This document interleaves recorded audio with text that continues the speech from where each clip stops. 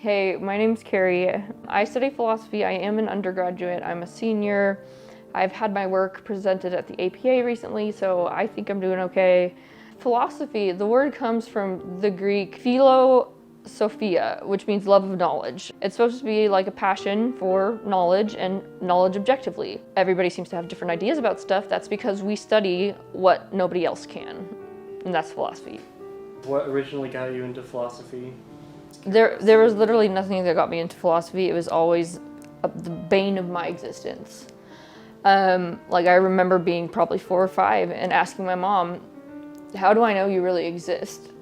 And she was like, why would you say that? I'm like, because I don't have any evidence. Determinism came to me a little before middle school, which is like the theory that everything's absolutely predetermined due to the nature of the universe being predictable. You know, that plagued me because didn't have a word for it. Nobody around me knew what it was. So yeah, it was never something that I didn't have. It was just thrust upon me. Has studying philosophy helped you deal with anything in your personal life? Well, yes, because I'm schizophrenic.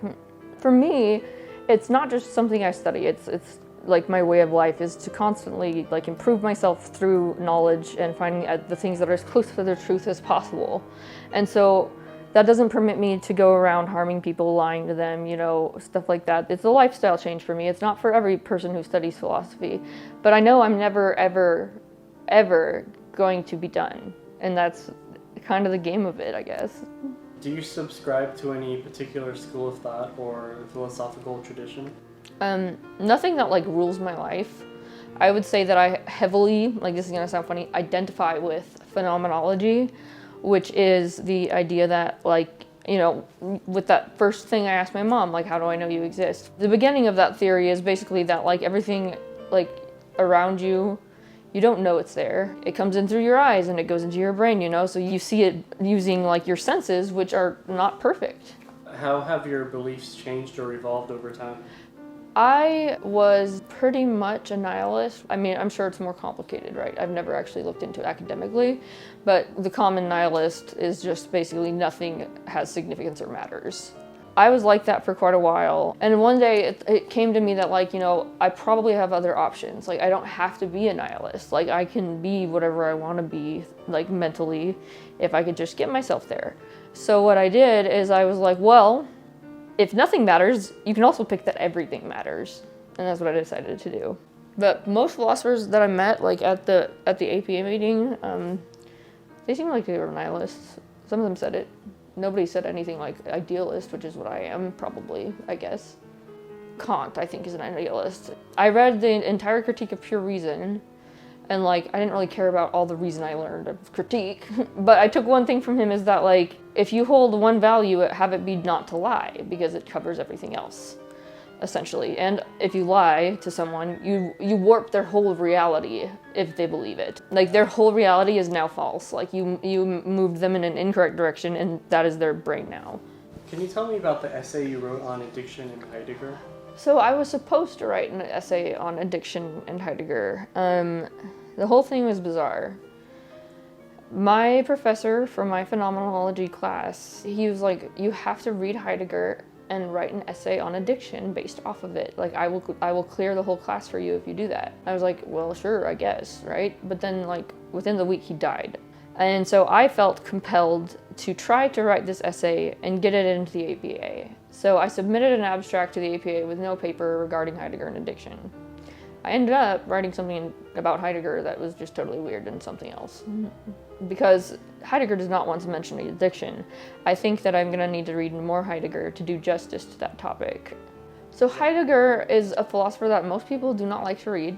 He's German. I would call him like an esoteric idealist, just because like it gets real weird at the end. Like I read his first and his last book and that's it. So his first book is called Being in Time, and he really just focuses on like what is being, and like he uses words that don't exist. You know, sometimes he'll mix them around in ways that are like not coherent, but you still have to figure it out. And so that's why people don't like Heidegger, is because he's hard to read. I didn't find him very hard to read. My professor was right about that. What was the experience like at the APA event? It was positive. I had a very good time. I was in an undergraduate poster session, so It was pretty intimidating before I went because everybody was like from Harvard or Cornell or whatever, but actually it was fine.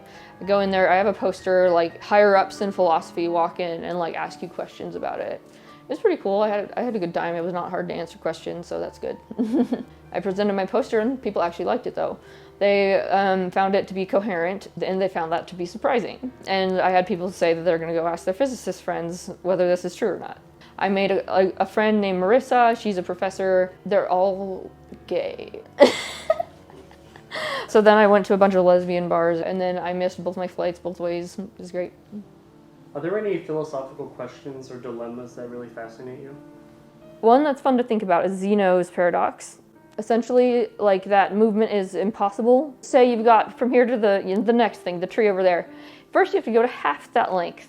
And first you have to go half of that length, which is a quarter. And first you have to go half of that half length, which is an eighth. And so if that's going to continue like that, how are you going to get there if you have to traverse infinity to move at all? You view the world differently. I automatically do, but this is like a guideline for that. It's like, you know, if I find something and the proofs are great and I can't find any contradictions, then I must accept it and then implement it. And that's how I work with philosophy. And if I don't like that, whatever it was, then I have to come up with something. So I have established that I'm kind of an idealist, and I have a notebook, and I have a question card here for myself. I'm not going to answer it though, but the question is, what's the most breathtaking view you've ever witnessed? And like, I don't think I could think of that. And then when I found it, it wasn't anything I wanted it to be, which is weird because it was breathtaking, right? If you want to get out of nihilism, start thinking about stuff like that, you know, like question what's around you, like notice it more.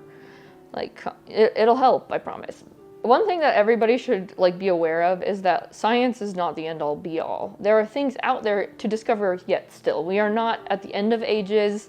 Like it's not even a fact. Science is never a fact. It's just a thesis because it has never been disproven yet.